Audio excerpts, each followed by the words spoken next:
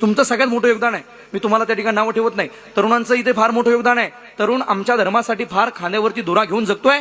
थोडासा माझ्या तरुणांना माझा राग येईल. महाराष्ट्रामध्ये सध्या इंस्टाग्रामवरती रील्स बनवताना आमचा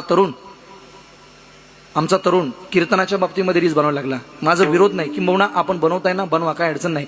पण मला वाटतं ते बनवत असताना थोडंसं कीर्तन जो करणार आहे, ज्याची तुम्ही रील्स काढताय, किंवा त्याला ट्रॅक्टरवर तर नका बसून राहू.